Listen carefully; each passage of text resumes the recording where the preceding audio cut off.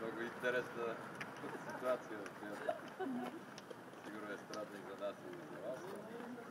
Това, което да подобри настроението с сами гласови. Президента Саркози, това, което каза, ще подкрепя България за нашата политика. Беше много сериозен, много мъжки, много откровен разговор по различни теми. Тези, които бяха най-тежки за нас, в сферата на отбраната и поетите ангажименти от предишни правителства. Обяснихме, че Франция е стратегически партньор на България, има стратегическо споразумение, но поради финансово-икономическата криза и липсата на пари в бюджета,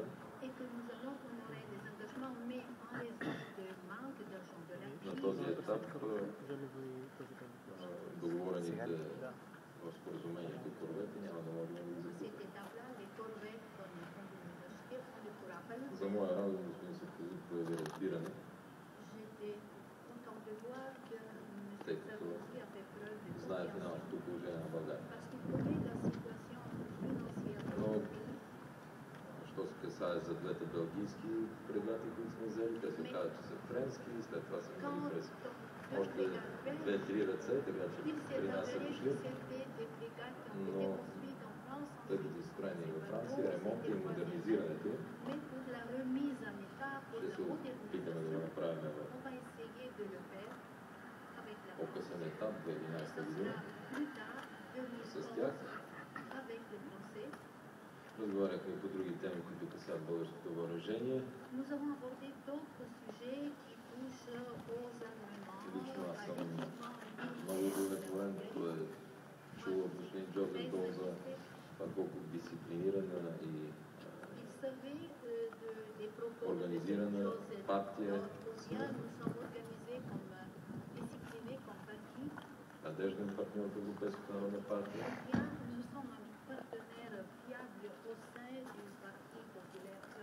И се ангажира да помага за по-бързото усвояване на еврофондовете.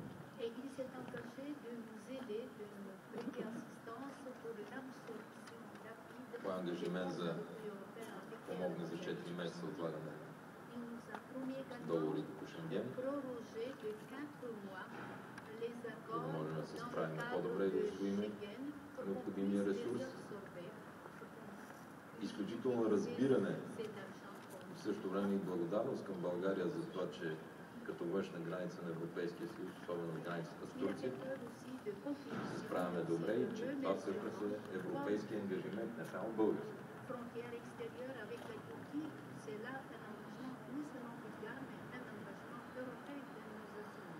И вода, и по вода, и по суша.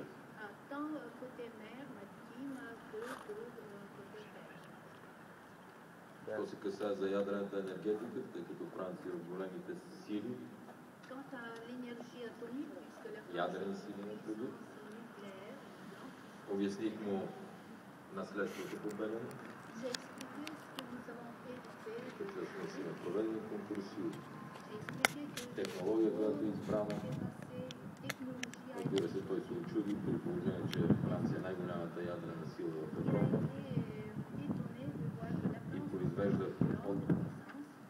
ядреното гориво до последната бормичка на ядрените централи.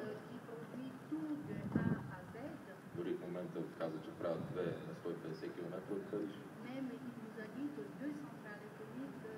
И от първата копка до първия киловатт е 7 години времето за изграждане.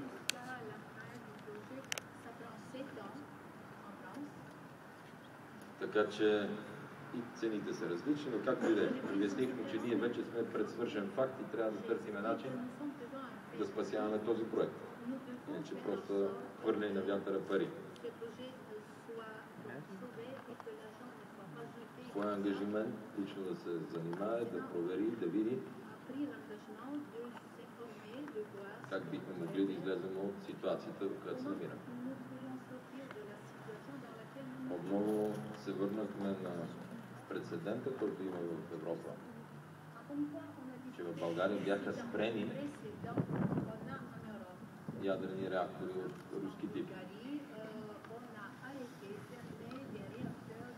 Независимо, че са 100% безопасни и с още близо 30 години ресурс на живота.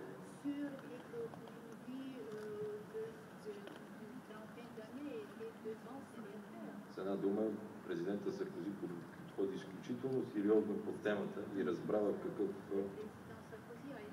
сериозен проблем се намира в момента. И не само аз, държавата го така.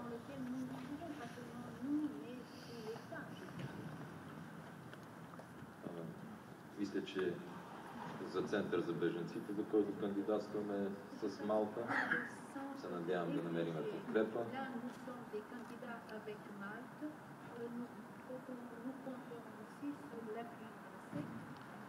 Разбира се, говорихме и за възможни ресори, за новите еврокомисари. Разбира се, и получихме поздравления за госпожа Попова, като избрана за ръководител на ЮНЕСКО. В общи линии, мисля, че това са важните теми. Най-вече спомнихме си добрите години в МВР, когато работихме заедно, посещенията ни в тогавашно вътрешно министерство на Франция, когато той беше министър, сега отново информиране, че сферата на сигурността в момента имаме много добра съвместимост с френските колеги по линия на МВР, ДАНС и всички останали институции.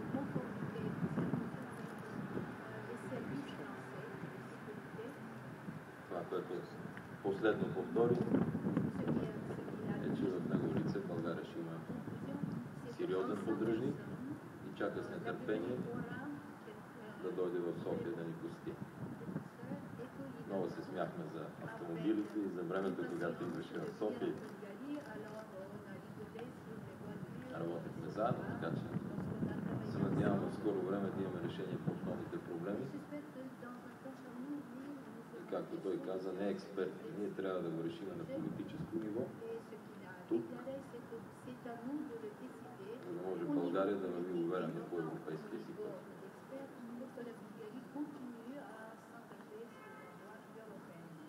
Да, не пропускам нещо.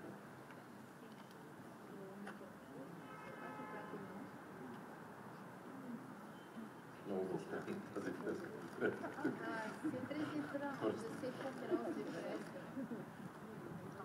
Can we ask a question in English? In English? Само на френски говоря. Are you confident?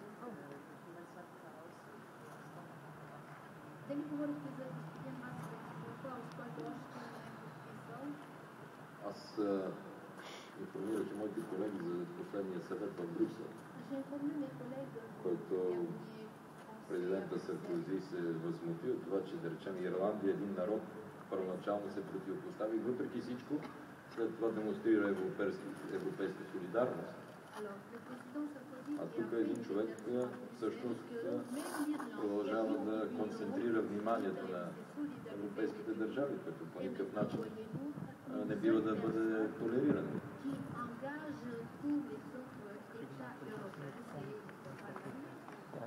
Така че това отношение президента Саркози има също мнение, което имам аз.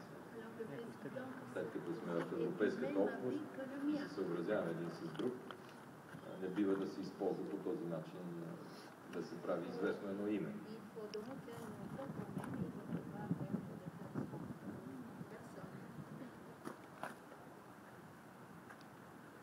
В случая Клаус. Президент е Клаус.